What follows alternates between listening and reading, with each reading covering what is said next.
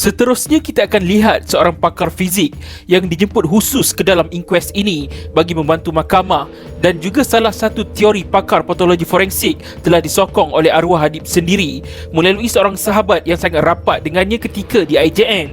Persahabatan ini terjalin ketika arwah Adib terlantar di IJN. Sebelum anda meneruskan tontonan, jangan lupa untuk menonton inkuest kematian Muhammad Adib bahagian 1 di dalam video sebelum ini untuk mengetahui perjalanan kes ini secara teratur. Apa yang terjadi seterusnya? Seorang pakar fizik telah dijemput khusus ke dalam inkuest ini bagi membantu mahkamah memutuskan apakah formula pengiraan daya yang tepat bagi mengira impak atau hentaman yang dikenakan pada belakang kiri arwah Adib oleh hujung daun pintu depan kiri van EMRS yang sedang mengundur dalam keadaan pintu tersebut terbuka. Pakar fizik ini adalah Dr. Amir Razi bin Abdul Ghani, merupakan pensyarah kanan di Fakulti Kejuruteraan Mekanikal UiTM Cawangan Shah Alam dan Ketua Automotive Research and Testing Center (ARTEC) di universiti berkenaan. Sebelum memberikan keterangannya, Dr. Amir Razi telah dimaklumkan bahawa adalah fakta yang tidak dipertikaikan di dalam inkuest ini, iaitu belakang kiri arwah Adib telah dihentam oleh hujung daun pintu depan kiri van EMRS yang sedang mengundur. Berdasarkan video berdurasi 46 saat yang dipertontonkan kepadanya, Dr. Amir Razi juga turut bersetuju bahawa kelajuan van itu mengundur tidak melebihi 17 km sejam sebagaimana yang dianggarkan oleh Profesor Dr. Shahrom. Berdasarkan fakta-fakta tersebut, Dr. Amir Razi telah membentangkan pendapat pakarnya yang secara muktamad menolak formula pengiraan daya yang dibuat oleh Dr. Ahmad Hafizam. Menurut Dr. Amir Razi, pengiraan daya oleh Dr. Ahmad Hafizam adalah tersasar. Ini kerana Dr. Ahmad Hafizam telah mengambil kira keseluruhan berat van EMRS sebanyak 1,800 kg bagi mendapatkan jumlah impak atau hentaman berkenaan. Sedangkan dalam ilmu fizik, pintu yang bersambung dengan badan van EMRS secara pinjoin dengan ansel dan bebas berayun pada paksinya sendiri adalah satu objek yang berasingan dari badan van berkenaan. Penyambungan secara pinjoin ini menjadikan pintu dan badan van EMRS ini dua objek yang berasingan dengan masing-masing mempunyai pusat gravitinya yang tersendiri. Oleh kerana belakang kiri arwah Adib dilanggar oleh hujung daun pintu van EMRS dan bukannya van EMRS itu sendiri, maka daya yang dikenakan pada belakangnya adalah daya yang melalui pusat graviti daun pintu itu sahaja. Dalam keadaan ini, menurut Dr. Amir Razi, pengiraan daya yang tepat bagi mencari kekuatan impak yang mengenai belakang arwah Adib adalah dengan hanya mengambil kira berat jisim pintu depan kiri van EMRS tersebut dan kelajuan van itu sahaja. Hasil pemeriksaannya pada pintu depan kiri van EMRS yang dinaiki oleh arwah Adib di dalam kejadian ini, Dr. Amir Razi telah menganggarkan berat maksima pintu tersebut adalah 30 kg. Berdasarkan maklumat itu, Dr. Amir Razi telah membuat dan menunjukkan kepada inkuest ini pengiraannya yang mendapati daya yang terhasil dan mengenai badan arwah Adib adalah sebanyak 382 Newton yang bersamaan dengan 40 kg. Menurut Dr. Amir Razi, jumlah ini tidak cukup untuk menyebabkan badan arwah Adib yang mempunyai jisim badan seberat 80 kg untuk terpelanting atau terhumban.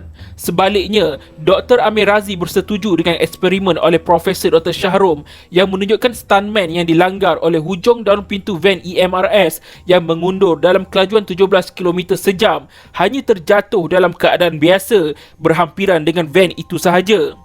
Menurut Dr. Amir Razi, pendapat dan hasil eksperimen oleh Profesor Dr. Shahrom ini adalah in good agreement dengan eksperimen hayunan pendulun yang beliau sendiri jalankan. Eksperimen Dr. Amir Razi menunjukkan pemakaian cushion di badan stuntman itu tidak akan menyerap atau mengubah daya yang dihasilkan secara signifikan. Oleh itu, hasil eksperimen oleh Profesor Dr. Shahrom tidak terjejas dan boleh diguna pakai bagi menunjukkan situasi sebenar yang akan berlaku jika arwah Adib turun sendiri dari van EMRS tersebut. Dr. Amir Razi juga menerangkan bahawa dalam hukum fizik, arah pergerakan objek yang terkena hentaman adalah mengikut arah daya yang menghentamnya. Oleh itu, Teori Dr. Ahmad Hafizam dan rakaman video lakonan semula kejadian yang menunjukkan arwah Adib terhumban ke arah bahu jalan di sebelah kiri jalan apabila terkena hentaman dari hujung daun pintu depan kiri van EMRS yang terbuka semasa van itu sedang bergerak mengundur ke belakang adalah menyalahi hukum fizik. Di samping itu, Dr. Amir Razi selaku pakar reka bentuk otomotif yang perlu mengambil kira ciri-ciri keselamatan di dalam rekaannya telah memberikan pendapat beliau bahawa adalah tidak mungkin sesuatu kenderaan dihasilkan dan dikeluarkan ke dalam pasaran sekiranya orang-orang yang menaikinya atau menuruninya akan mengalami kecederaan kerana tersagat di mana-mana bahagian kenderaan berkenaan. Dengan yang demikian, teori arwah Adib telah turun sendiri dari van EMRS pada malam kejadian telah ditolak oleh hakim koroner tanpa pilihan. Pemandu van EMRS iaitu Ahmad Syahril juga telah menyatakan ada 3 lelaki bertopi keledar yang tidak dikenali telah cuba membuka pintu di sebelahnya iaitu pintu pemandu. Menurut Ahmad Syahril dan PB Hazim, situasi ketika ini amat runcing dan menakutkan. Suasana gamat dengan bunyi teriakan dan ketukan bertalu-talu pada keseluruhan badan van EMRS. Van pula telah digoncangkan dengan kuat. Pada masa ini, mereka berada dalam ketakutan dan merasakan keselamatan nyawa mereka sedang terancam.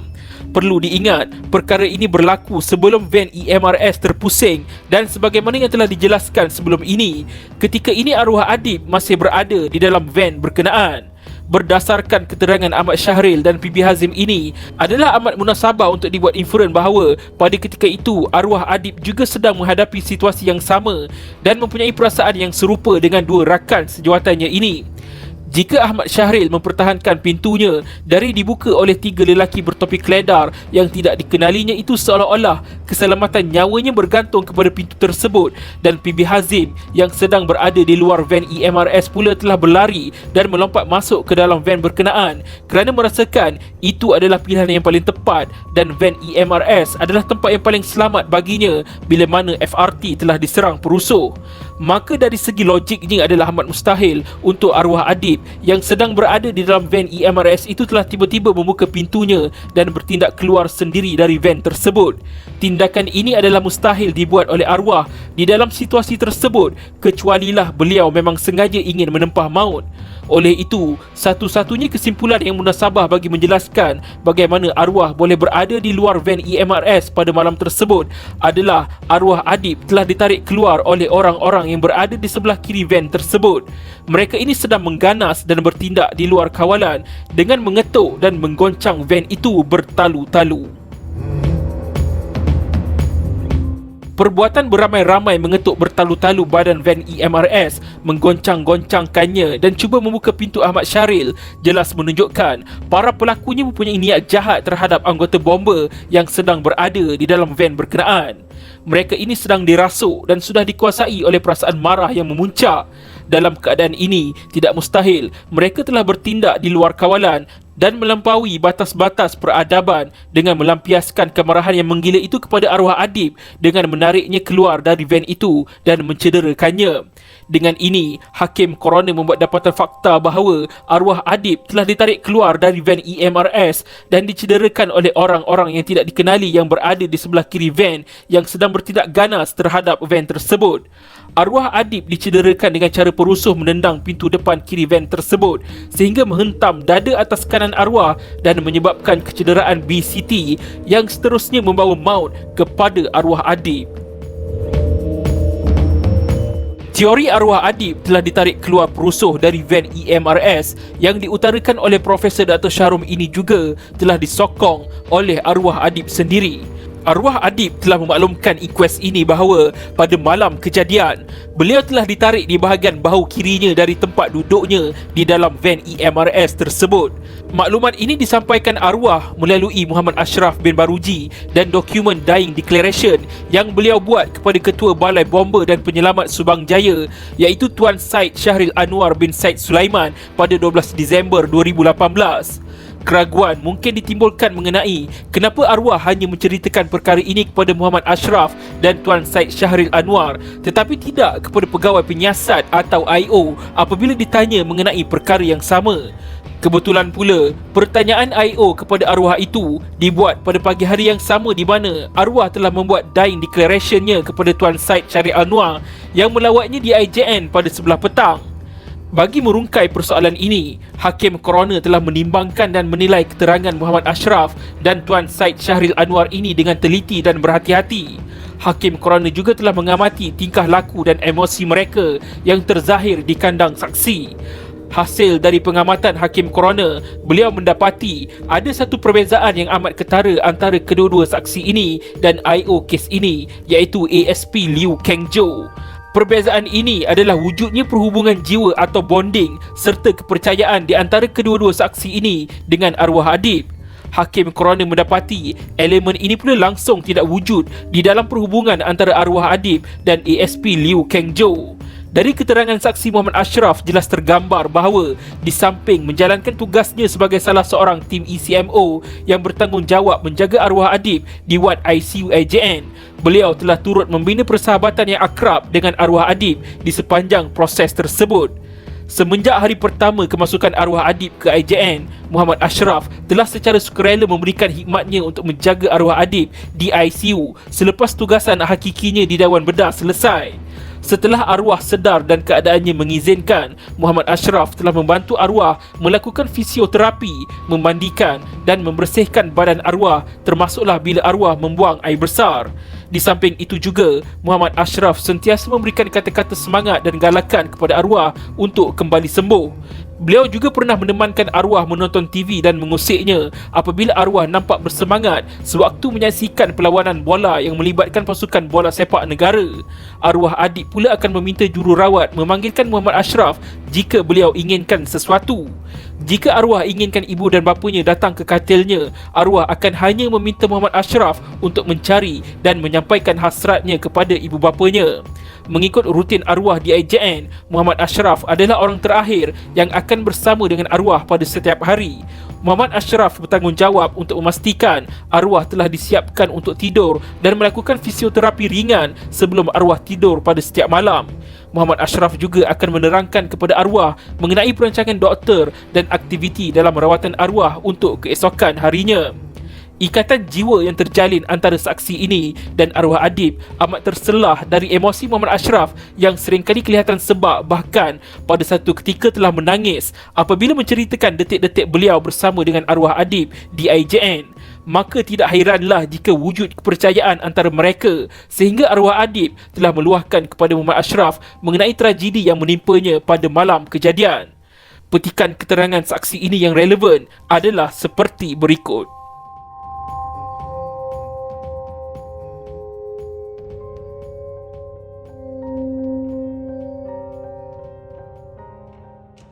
Persahabatan dan ikatan jiwa yang sama juga sudah tentu telah lama dan sedia terjalin antara arwah dan ketuanya iaitu Tuan Syed Syahril Anwar.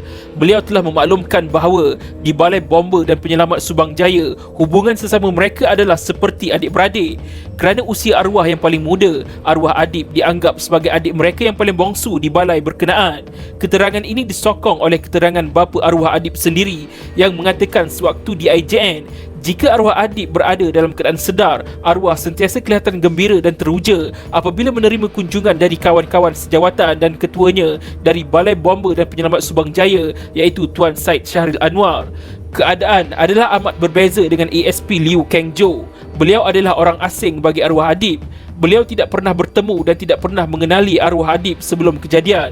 Tujuan beliau datang melawat arwah adib di IJN pada tarikh 12 Disember 2018 itu adalah semata-mata atas tuntutan tugasnya selaku I.O. kes ini bagi mendapatkan percakapan arwah dan melengkapkan kertas siasatan. Maka tidak hairanlah jika arwah adib mempunyai reservation dan tidak terus berkongsi peristiwa tragis yang dialaminya dengan ASP Liu Keng Jo. Apabila ASP Liu Keng Jo setelah memperkenalkan dirinya sebagai pegawai kanan polis bertanyakan soalan, adakah kamu dilanggar atau dipukul? Arwah adib tidak menjawab. Sebaliknya arwah menjadi gelisah dan kelihatan beremosi. Arwah telah cuba menarik hos di mulutnya tetapi sempat dihalang dan ditenangkan oleh para jururawat. Tidak balas sebegini menunjukkan bahawa arwah sebenarnya sedar dan tahu apakah yang telah menimpanya pada malam kejadian. Ia juga menunjukkan bahawa arwah masih trauma dengan kejadian tersebut dan tidak bersedia untuk menceritakan kepada orang yang tidak dikenali beliau dengan sewenang-wenangnya. Hakim Coroner juga percaya bahawa Dying Declaration arwah Adib yang dibuat oleh arwah itu dalam keadaan beliau sedar, rasional dan waras akal fikirannya. Laporan perubatan oleh IJN menunjukkan bahawa arwah tidak mengalami apa-apa kecederaan yang menjejaskan fungsi otak atau mental kapasitinya. Apabila ubat sedatif dikurangkan, arwah akan berada di dalam keadaan sedar dan mampu memahami dan mengikut arahan-arahan yang diberikan para doktor kepadanya. Tambahan pula, arwah Adib membuat Dying Declaration ini pada tarikh 12 Disember 2018, iaitu hari ke-14 arwah dirawat di IJN. Sebagaimana laporan perubatan IJN dan keterangan saksi-saksi dari IJN, tarikh ini adalah hari di mana arwah berada di dalam keadaan terbaik sepanjang tempoh 21 hari beliau dirawat di sana. Pada tarikh ini, mesin ECMO dan right chest drain telah pun ditanggalkan dari badan arwah. Aktiviti rehabilitasi beliau juga telah ditambah dan arwah telah mengambil bahagian dengan sangat baik dalam aktiviti-aktiviti tersebut. Hanya pada 14 Disember 2018, keadaan arwah kembali merosot dan ubat sedatif yang boleh mengakibatkan halusinasi ditambahkan dosnya. Selepas itu, keadaan arwah terus merosot sehinggalah beliau menghembuskan nafas terakhir pada 17 Disember 2018, iaitu pada jam 9.41 malam. Hakim Coroner berpuas hati dan menerima Dying Declaration arwah yang dibuat pada hari terbaik beliau itu sebagai keterangan yang kuat dan berkredibel di dalam inkuest ini. Atas alasan-alasan yang telah dinyatakan, Hakim Coroner merumuskan dan membuat dapatan fakta bahawa sebagaimana teori Profesor Dr. Shahrom dan keterangan-keterangan kredibel lain yang saling menyokong antara satu sama lain, kecederaan BCT yang membawa kematian arwah Adib itu bukan akibat perbuatan arwah sendiri atau satu kemalangan. Sebaliknya, ia adalah akibat perbuatan jenayah oleh sekurang-kurangnya 2 atau lebih orang lain yang tidak dikenali yang telah menarik arwah dari tempat duduknya di dalam van EMRS, menendang pintu depan kiri van EMRS sehingga ianya menghentam dada kanan arwah menyebabkan kecederaan BCT tersebut, menghentak belakang kiri arwah ke hujung daun pintu van EMRS dan seterusnya mengheret arwah ke tepi jalan pada malam kejadian. Selain itu, Hakim Coroner juga membuat dapatan bahawa kematian arwah Adib ini turut disumbangkan oleh kegagalan pasukan PDRM dan FRU mengawal rusuhan dan memberikan perlindungan yang sewajarnya kepada pasukan bomber yang dianggotai arwah Adib yang hadir ke lokasi bagi memadamkan kebakaran. Keterangan dari PB Hazim jelas menunjukkan bahawa pada hari yang sama telah berlaku beberapa siri kebakaran dalam rusuhan di kawasan kuil tersebut. Walau bagaimanapun, setiap pasukan yang hadir memadamkan 3 kebakaran sebelum itu tidak menerima sebarang serangan fizikal seperti yang dialami oleh pasukan yang disertai oleh arwah Adib ini. Dalam postmortem kejadian yang dijalankan oleh BBP Subang Jaya, mereka mendapat rumusan bahawa kesemua pasukan yang hadir memadamkan kebakaran yang dicetuskan dalam rusuhan berkenaan telah turut menerima ancaman. Mereka telah diancam dengan kata-kata ugutan dan amaran oleh perusuh yang tidak mahu kebakaran yang sengaja dicetuskan itu dipadamkan oleh bomber. Kata-kata seperti bomber balik dan jangan padam telah dilaungkan perusuh kepada kesemua pasukan sebelum itu. Namun, pada 3 kali kebakaran yang pertama itu, pasukan polis ada berkawal di kawasan kebakaran dan memberikan perlindungan kepada pasukan bomber yang bertugas. Kawalan polis ini telah berjaya membuatkan pasukan bomber yang awal tersebut menjalankan tugas mereka dengan selamat dan kembali ke pangkalan setelah kebakaran berjaya dipadamkan. Keterangan juga menunjukkan bahawa ketika jentera FRT dan van EMRS yang dinaiki arwah Adib tiba ke lokasi kejadian, anggota polis tidak kelihatan di kawasan kebakaran. Para perusuh pula telah berada di luar kawalan. Mereka telah melakukan hianat dengan api. Mereka mengumpulkan kun-kun plastik pembahagi jalan dan menggunakannya untuk membakar sekali lagi sebuah kereta yang telah terbakar sehingga mengeluarkan bunyi letupan yang sangat kuat. Mereka kemudian mengelilingi kereta yang terbakar itu sambil bersorak-sorak dan membaling objek-objek. Kemuncaknya adalah mereka telah menyerang jentera FRT sejurus ketibaan pasukan bomber ke lokasi. Dengan ini, kegagalan pihak PDRM dan FRU menjalankan tugas dan menggunakan kuasa sedia ada mereka di bawah undang-undang telah terbukti mengakibatkan arwah Muhammad Adib bin Muhammad Kasim, iaitu seorang anggota EMRS dalam pasukan bomber yang dipanggil oleh bilik gerakan IPD Subang Jaya ke lokasi kebakaran pada jam 1.02 pagi pada tarikh 28 November 2018, terkorban di tangan perusuh-perusuh sewaktu melaksanakan tugasnya.